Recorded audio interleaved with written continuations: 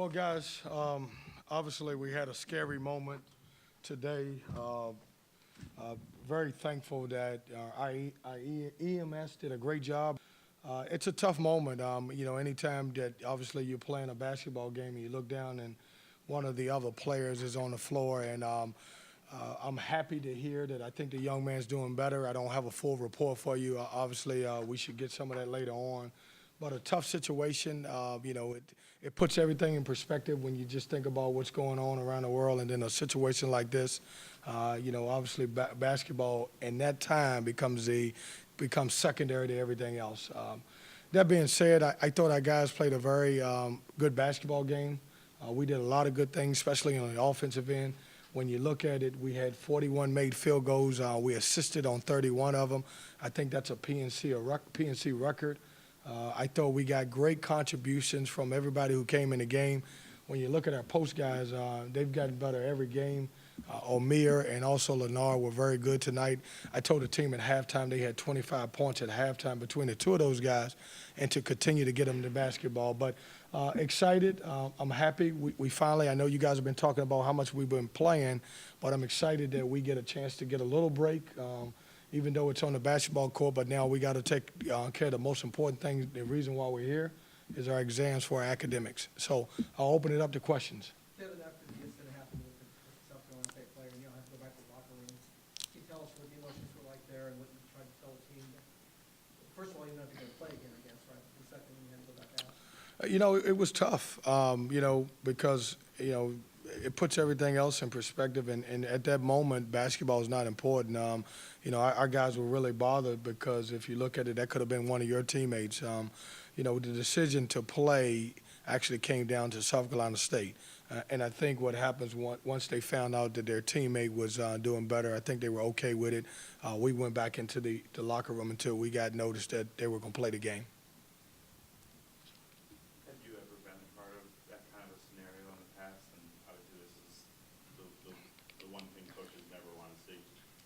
Well, I've never been a part of that exact situation, but unfortunately, I've been a part of something that was, as gruesome as, it was when we played in the Elite Eight when I was at Louisville, and Kevin Ware broke his leg.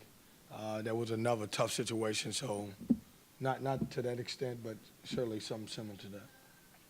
Coach, I haven't seen some of your style before. It looks like you talked about the passing, the assist, and being able to turn the other team over. Your team's kind of rounding into the style that you ideally want to see. Where do you think your team is at right now, just especially with the week off now?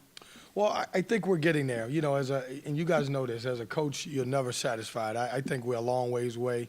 My assistant coaches swear up and down that we're getting to the type of system that we want to run. I don't think we're fast breaking enough, and I know you guys will look at the score and say, man, you scored 103 points. I'd like to see us get out and transition a little bit more. On the defensive end, I do think we're still having too many breakdowns, and the reason being is because we got such a new group, and I wouldn't call it a young group, but it's a young group as far as playing together. Can you compare and contrast the start today, the start when it's Penn State, obviously, it's complete opposite. Is that something you guys stressed? Yeah, it took a lot of yelling yesterday. I'm only kidding.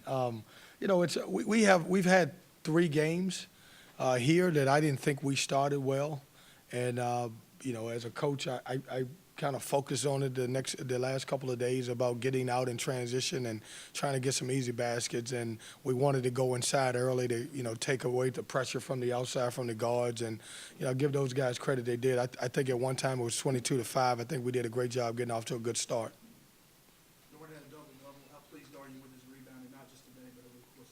Man, I'm happy with him. I've challenged him. When you're playing small basketball, especially when you got a guy like him playing that big guard or power forward spot, for him to be able to rebound the basketball the way he is, he's doing a great job there. Omir had 17 points in just 17 minutes. How would you describe his efficiency for this season? He's getting better. And I told you guys before, Omir is he's a student of the game, and he's starting to listen more. He's understanding how to score. He's understanding how to stay on the floor, and I was very happy with him. Anything else? You said it was up to them. Did you consider at any point saying, no, let's just not do this? Not from my standpoint, because it's if the other team feels comfortable enough to play, then certainly we would. You know, if it was on our end, if it was something that we had to address, it would have been more of our decision. But, you know, a lot of times, you know, you got to go with what the other team, especially if they were in a situation. Coach, you mentioned getting back to academics, but how do you take this extended, you know, stretch off to either rest your team, prepare them for next week? You know, what do you do with this extra time? Well, we need it. We're a little banged up, and certainly I hope I can get some guys healthy a little bit. We need some time. Right now, if I had to say it, I'll probably take off the next couple of days and then get back in the gym and concentrate on us for a couple of days and then work on our next opponent for Saturday. We saw you talking to Coach Garden after that scary incident.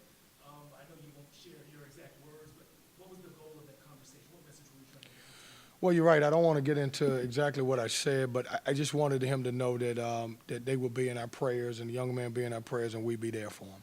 In a scenario like that, does that really show the importance of having an EMT and a medical trainer who respond like that in an incident? Absolutely. I think everybody involved did a great job. You know, I thought our EMT was great. I told you we got doctors that I thought jumped in. I thought their trainer did a great job. I thought ours did too. It was, you know, it was a team effort, and you know, I'm so excited to hear that the young man's doing well. You mentioned the 31 PNC record assists. Markel had 12, Braxton had 9, but focusing specifically on Braxton, how has he developed this season after struggling in the early part just after he was eligible? Yeah, I think his struggles were because he hadn't played basketball. You know, as you guys know, it's a tough deal. You know, I pulled him on the court. I put him on the court, you know, probably 2 hours after he first found out that he was going to be eligible by the NCAA. And so it's going to take a little time. You know, anytime you don't play or get a chance to play in the games, you can't simulate that in practice. And I think he's starting to play good basketball.